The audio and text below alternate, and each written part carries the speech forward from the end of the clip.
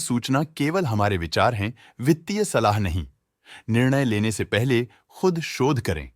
किसी भी लाभ या हानि के लिए हम उत्तरदायी नहीं हैं।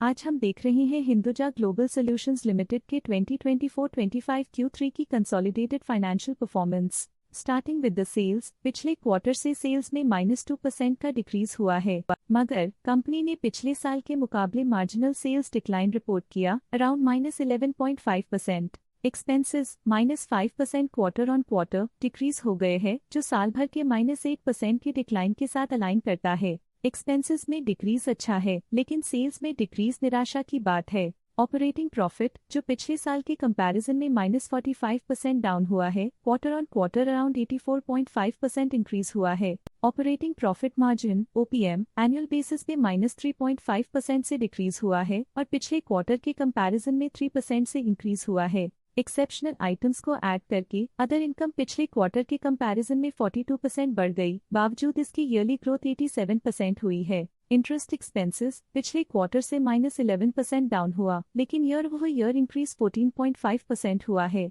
डिप्रिशिएशन कॉस्ट में 3% का क्लाइम देखने को मिला और ईयरली बेसिस पे -3% का डिक्रीज देखा गया। प्रॉफिट बिफोर टैक्स एनुअली लगभग 1.5 गुना बढ़ा, लेकिन प्रीसीडिंग क्वार्टर से लगभग 2 गुना बढ़ा है। इस साल कंपनी ने 49.5% टैक्स पे किया और क्वार्टरली कंपनी ने 121% टैक्स पे किया है। नेट प्रॉफिट ने ईयर ऑन ईयर -205% का डिक्लाइन दिखाया, लेकिन लास्ट क्वार्टर से 83% का इंक्रीज हुआ है। इस क्वार्टर में कंपनी का परफॉर्मेंस काफी अच्छा रहा। वहीं अगर एनुअल एनालिसिस की बात करें तो साल के दौरान कंपनी का परफॉर्मेंस अच्छा नहीं रहा। नेगेटिव नेट प्रॉफिट का मतलब है कि कंपनी प्रॉफिट के कंपैरिजन में नुकसान उठा रही है। अर्निंग्स पर शेयर (EPS) में ईयरली -131.5% का डिक्रीज देखा गया, लेकिन क्वार्टरली में 93.5% की बढ़ोतरी भी नजर आई। इस क्वार्टर में कंपनी का EPS काफी अच्छा रहा।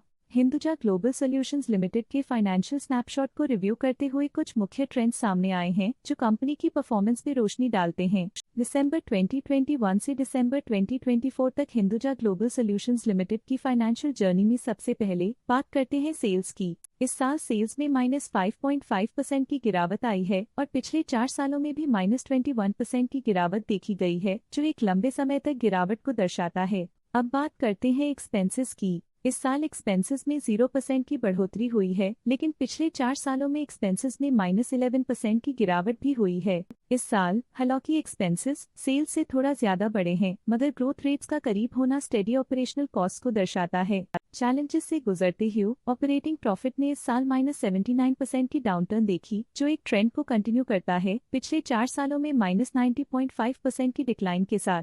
इस साल नेट प्रॉफिट में 176% की वृद्धि के साथ पिछले 4 सालों में -65% की गिरावट हुई है। पिछले साल की सेटबैक के बाद नेट प्रॉफिट में सुधार हुआ है, जो मार्केट ऑपरेशंस में संभव रिकवरी और अडेप्टेबिलिटी को दर्शाता है। इस साल EPS में लगभग 2 गुना की वृद्धि हुई, हालांकि पिछले 4 सालों में -83% की गिरावट देखी गई है।